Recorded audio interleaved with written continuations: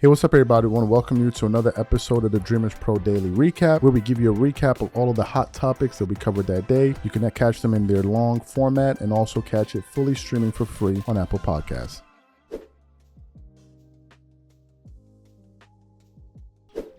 I told y'all this a few times, but I want to reiterate it maybe for the people that didn't hear it, or probably for the people that forgot.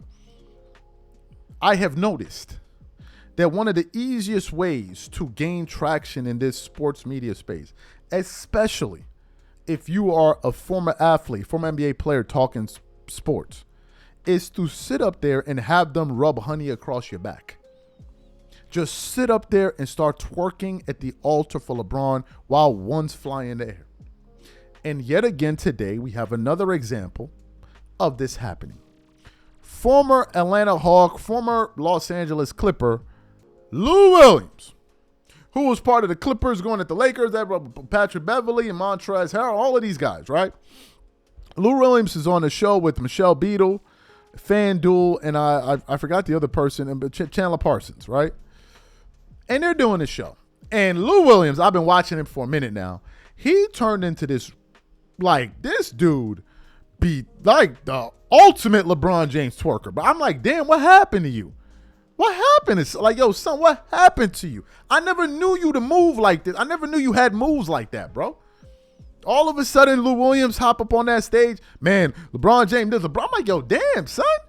Like, you would have thought like this dude wasn't a competitor of yours the way you up here shaking it. Lou Williams has been twerking it up.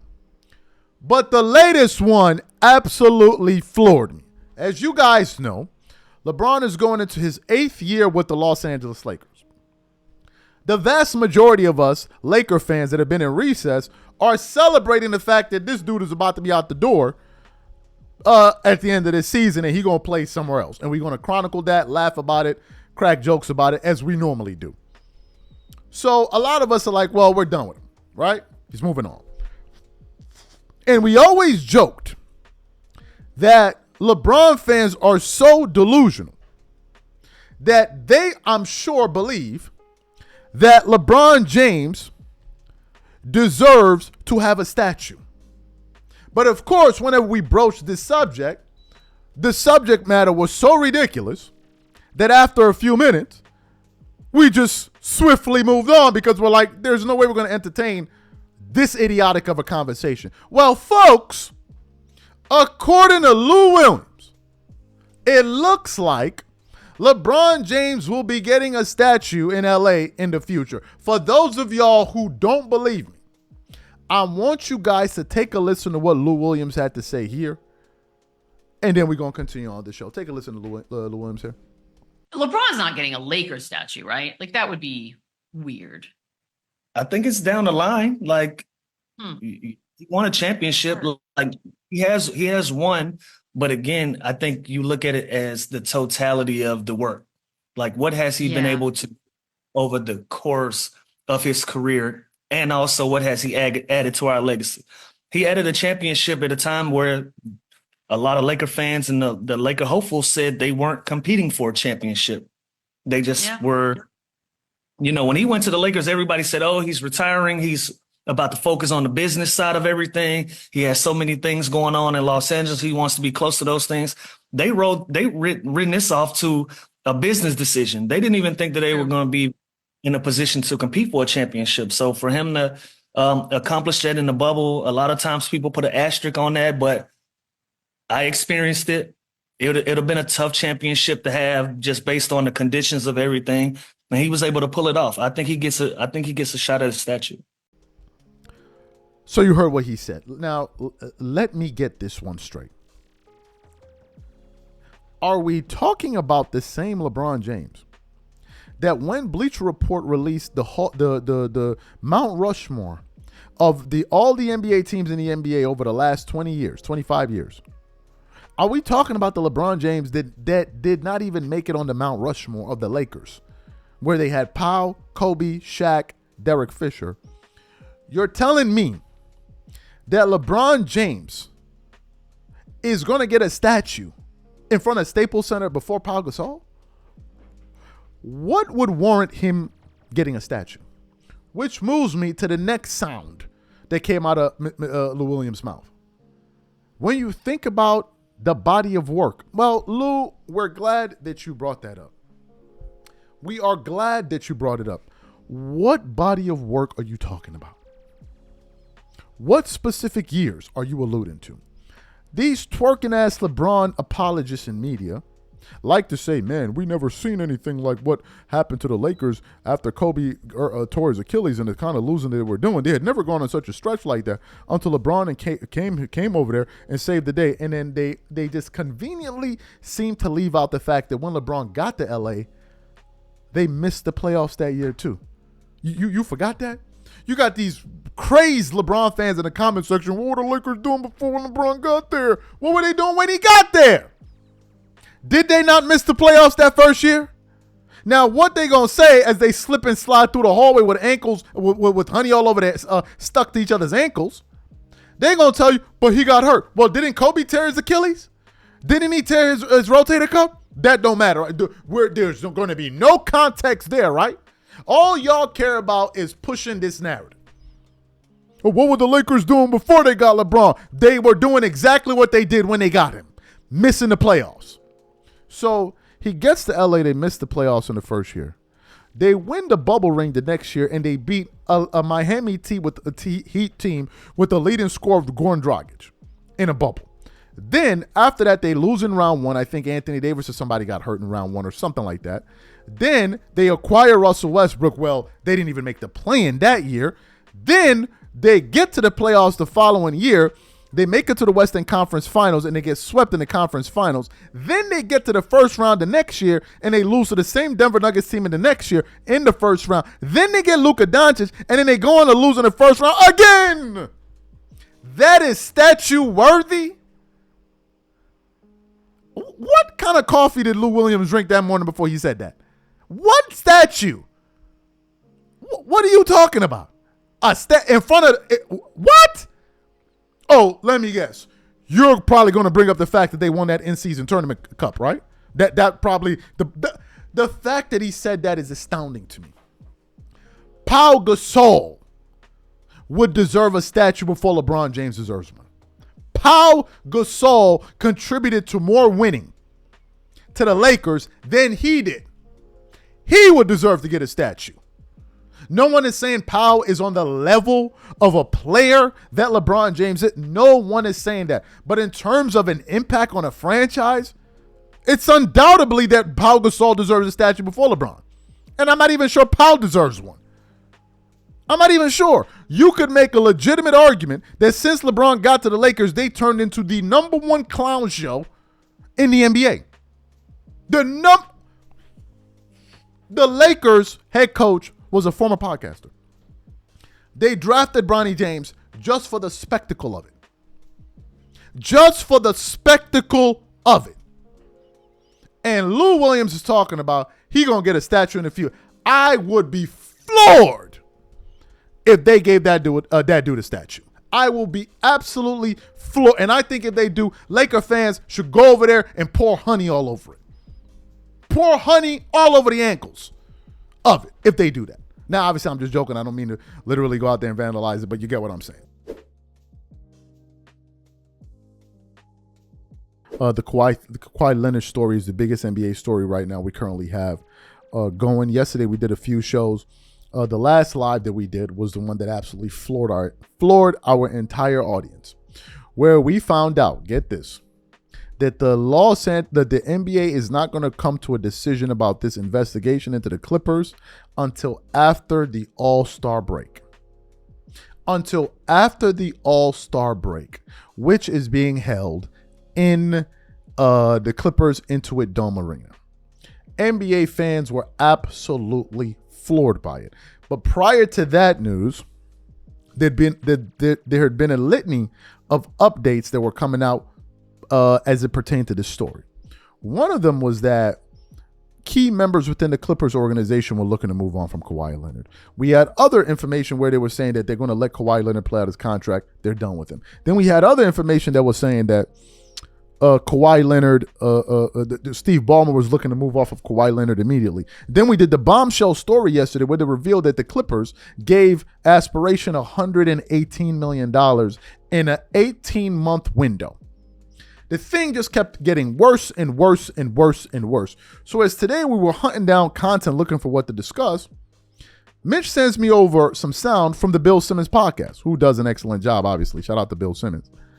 Where he was saying that the Clippers acquiring Kawhi Leonard is the most damaging transaction in NBA history. For those of you who didn't hear what Bill Simmons had to say, I want to play his comments for you now, and then we're going to continue on with the show. Take a listen to Bill Simmons here. But you really have to believe Ballmer, who is a super smart guy, just completely fell asleep at the wheel. And maybe he did.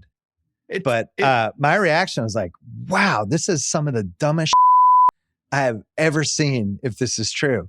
Like because what's going to happen is they'll probably, the contract will maybe be nullified. Who knows? But they'll be fined at least as much as the Joe Smith thing. They'll lose at least 4 to 5 first round picks. Maybe they'll be fined. Maybe worse, 50, right? Because the other problem is the other owners are pissed. Right.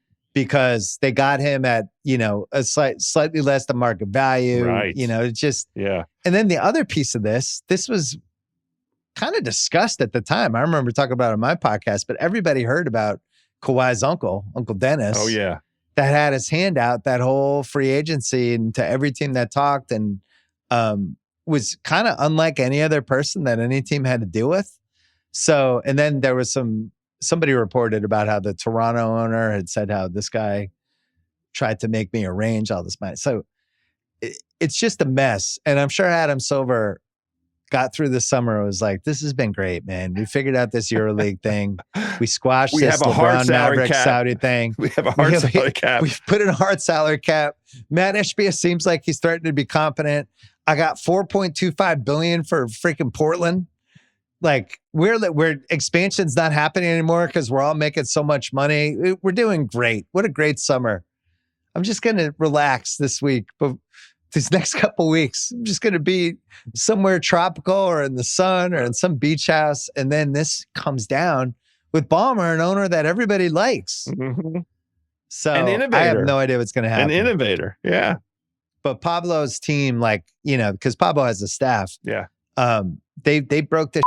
They found documents. Like they just did an awesome job. They did. And I don't know how it plays out. This Kawhi, the entire thing of going into business with this dude, all the stuff it cost them, all the players and the draft picks, plus this scandal, it has to be the most damaging transaction in the history of the league. I don't even think you could compare it to anything. It's already retroactively one of the worst trades of all time. It's not worse than Luka.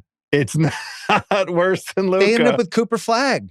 It's not they don't get worse Cooper than Flag. Luka. But in a roundabout way, at least somewhat worked out. Game. All right, just forget all the dumb reasons behind the trade. Would you trade Anthony Davis and Cooper Flag for Luka? No.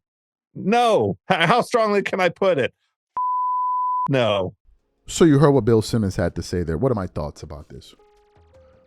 There's a difference between being the worst and damaging. The worst, no. Damaging, it's up there. It's up there because when you think about a team that was trying to rehabilitate their image after Donald Sterling, you get a guy in that's a sports enthusiast like Steve Ballmer, where you're really trying to rebrand the organization, make it fun, make it approachable, make it for the fans, which was essentially Ballmer's vision for the team. To now have the Clippers be in a situation where they're considered to be one of the crooks in the NBA is really a sharp turn, and it is damaging because it almost works against everything that these guys have tried to build over the last 5 years, building the new arena, the concepts around. I mean, it really does. This scandal is tarnishing all of that goodwill that Ballmer and these guys have put in. Now, I don't know the extent to which this thing is. I saw Ticket TV was doing a show reacting to what I had to say, and because we put up a poll on our channel where we asked the audience the following question, which was simply this. I said, do you believe under the table deals happen all the time in the NBA? In about an hour or so, close to 1,000 people voted. 96% of the people said yes. 4% said no. I guess I didn't see the full live, but I'll watch it later. I'm assuming he was saying it doesn't happen all the time, right? Or maybe to the extent that Kawhi Leonard situation is. I don't know. This is opening up my eyes to realize that, okay, obviously there's corruption in politics. Obviously there's corruption in finance. Obviously there's corruption in media and all. So obviously there's corruption in sports. And we don't know the extent of this because, to be quite frank with you, had Pablo Torre not done this, conducted this investigation, I would not know any of this. And if he decides to start peeling through the curtains and starts actually trying to investigate all these other teams, I think we'll find something. I think would find something, and I think this situation, I said yes, and I'm going to say it's endemic. Do you know why I'm saying it's endemic? Beyond the fact that I believe that this is the way of the world, Richard Jefferson and Kendrick Perkins were defending it. Richard Jefferson and Kendrick Perkins were defending it, which lets me know that this is commonplace. Maybe not to the extent of Kawhi Leonard, but probably so. You heard what maybe we didn't play it in this sound, I don't know, we played it in another video, where the gentleman that Bill Simmons was talking to was like, he heard some stuff about players getting money through a different country. Players that are doing documentaries and all. So we don't know the extent of the corruption. But wherever there's a lot of money involved, there's a lot of corruption going on. If there's a lot of money in circulation, corruption will be close by. There will always be somebody looking to create loopholes to gain some of it. Always. Wherever there's money, you will find corruption there somewhere. Somewhere. Special interest groups, it's just the way the world works. Not saying that every team does it, but I wouldn't be surprised if they did. That was the point that I was making. But in terms of the most damaging, certainly to the Clippers. Absolutely. And the Clippers have had some low moments as an organization. There's no question about that. But certainly to the Clippers. I mean, it's absolutely damaging Kawhi Leonard's reputation, 100%. 100%. And Kawhi Leonard had an excellent reputation as a basketball player. Excellent. But in terms of the low managing and being aloof, and it's not helping. And given the fact that Kawhi Leonard is not a vocal person, it's not going to help. Right? It's not going to help. So Bill Simmons absolutely makes a strong case. But to say it's the most damaging, I would probably have to look through every single transaction or every major transaction to come to that conclusion. And right now, I haven't done that research. Maybe some of you guys will.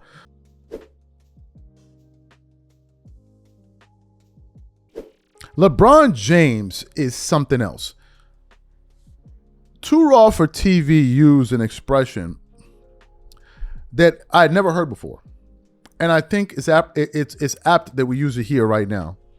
He said, referring to something LeBron did in the past, which was, it almost seems like LeBron is trying to out Kobe. Now, what was he referring to? He was referring to some of the moves that LeBron made.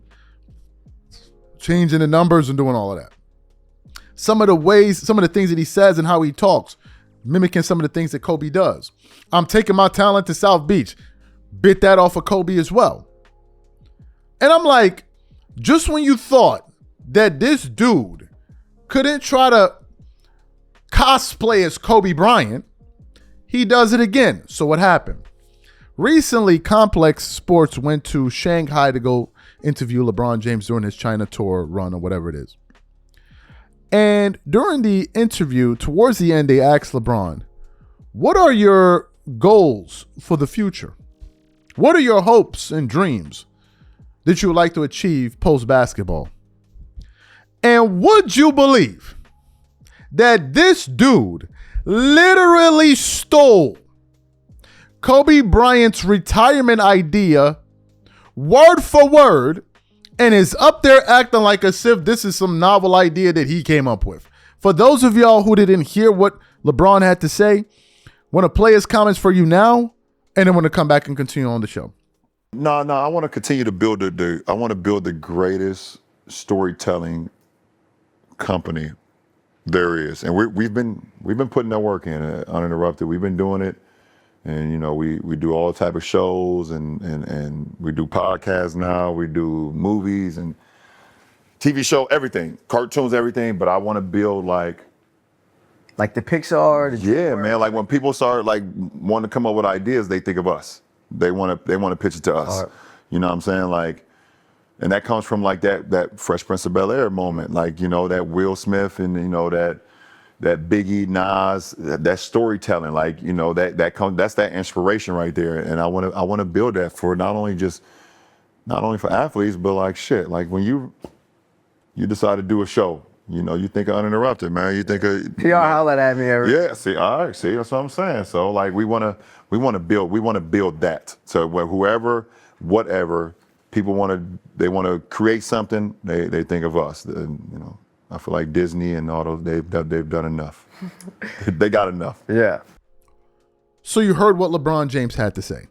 Now, I know some of his honey-slinging, twerking-ass fans who be up there shaking and hollering under tables. Well, like, man, LeBron is just so innovative. Man, how does he do it? How does he do it? I mean, how does LeBron James do it? I don't even know what he does. But how does he do it? They would think that, oh, man, he's really breaking ground here. Not knowing that this dude is literally stealing all of Kobe's ideas and trying to recreate them and make it look like he's the first one that came up with it. So what we want to do, we want to play a compilation of sound of Kobe being asked about what his main goal was after retirement and why he decided to get into storytelling and his strategic outlook on storytelling and how he planned to propagate the market with the content that he was creating. Take a listen to Kobe Bryant here. When the nominations came out, we were nominated. It was like, oh, that's pretty crazy. It's pretty insane. And then to actually win it, I remember winning and just looking at my wife and going, what the? You know, it's just like, what? Okay, all right, this happened. All right. And I remember after we won it, we got in the car, and you know, it was like a late night, right? So we out hanging out and stuff, and it's like 4 a.m. And, you know, we're in the car going back, and I look at my wife and I go, now we gotta follow this. We're going to talk about Granity Studios and what projects you have coming, but you're right, you've set a pretty high Yeah, bar just a little bit. I mean, I don't know what the hell. You do what with Glenn Keane and John Williams. It's all downhill after that. It's like, you know, but no, it's been a fantastic experience. It's been wonderful. But even more important than that, I got a lot of funny looks my last year when people said, okay, what are you going to do when you retire? And I said, well, I'm going to be a storyteller. Okay, that's cute. What is that?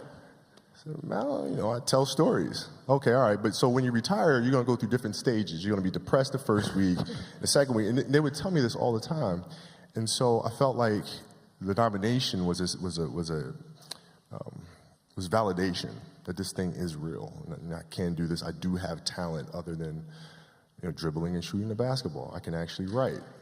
Yeah, so I think that was the most important thing.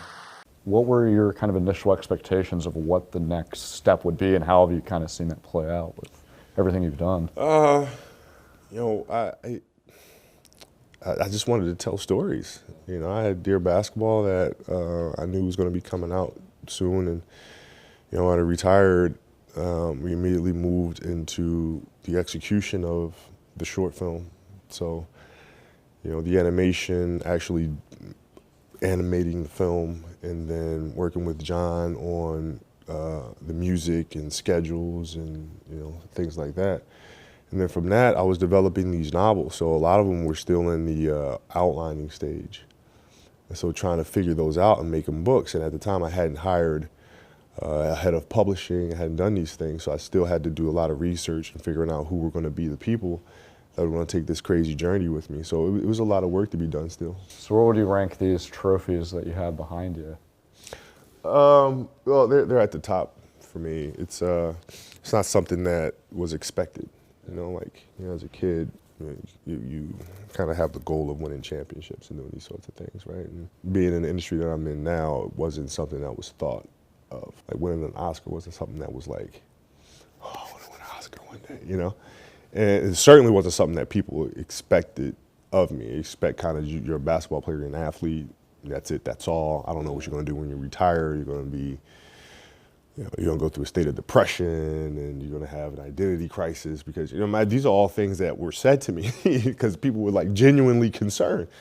And so to be able to transition and be able to do these sorts of things it's at the top of the list. Why content creation for you? I fell into writing at a very early age. I had a great teacher in high school, Lil Marion, James Mastriano, who taught speaking arts and how to write structure and all these other things. And I just fell in love with it. And so when I first came into the league, I started writing my own commercials and started working on storytelling. And so then when I retired, I knew exactly what my passion was going to be. And so I fell right into that. And I think as athletes and as people, all we can do is just follow what we enjoy doing the most and see where that leads. How long before you retired, how soon was it that you knew that this was something that you wanted to do? I imagine it didn't just take place once you retired because you are a planner. Well, I kind of enjoyed the process of storytelling, but then when it came to doing the Muse film, the documentary film, that's when I really fell in love with it. Because then I started falling in love with the process of actually writing out the chapters and then, kind of structuring things visually and so forth. And then to see the reaction that we received from people from the film of saying how much it impacted them, then that just really centered my focus. I'm thinking about today's game, and I want to know how watching today's game, even though you were a participant, you're also an observer to some degree. You kind of know what's going on. You always have. And now that you stepped away from the game because you're retired, you're watching from afar. Clearly, you're trying to impact a future generation on the come up. But how much does watching today's game and how it has evolved, how much did that influence the work that you're doing now? Some, but what I try to do is write content that a child can understand and digest, but also have the messaging be at such a level that professional athletes can understand and learn something from, because these are experiences and things that I've gone through and learned from. So, at the end of the basketball breakdown, when I say, reading the game will make you a good player, understanding what you're reading will make you a great player, but if you can write the game that others read, you become a champion. Right? And that's a different level of understanding where you're not reacting to situations, but you're the one creating the situations that others react to, right? That is the whole key. Fantastic. So you heard what Kobe had to say there. I mean, why are you doing this? The dude is literally stealing all of them, even the thing of mind the game. His fans were like, we've never seen anything like this before.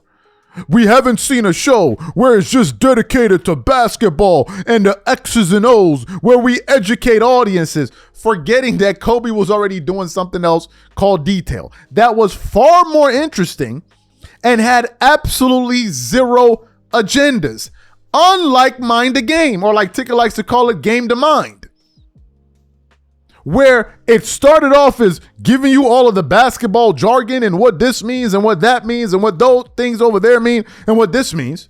And it quickly evolved into what it was meant to be, another platform to promote LeBron James and rewrite history.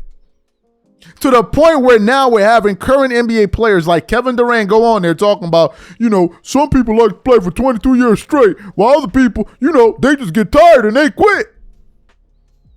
They just get tired and they quit. Yeah, that's some real storytelling.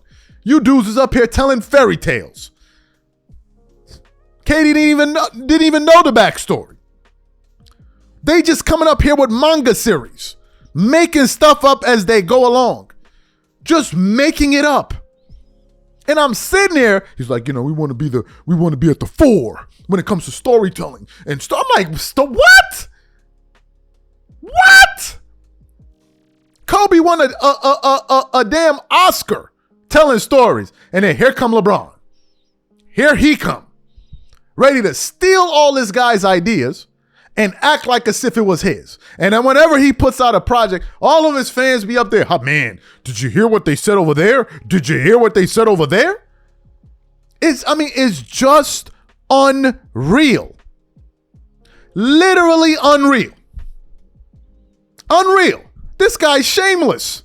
He can't even say, man, I was really inspired by what Kobe did. And I was like, man, this is something that I would. No. Storytelling, because this is what we wanted to always do. Yeah, right. Yeah, right. Unbelievable. Unbelievable.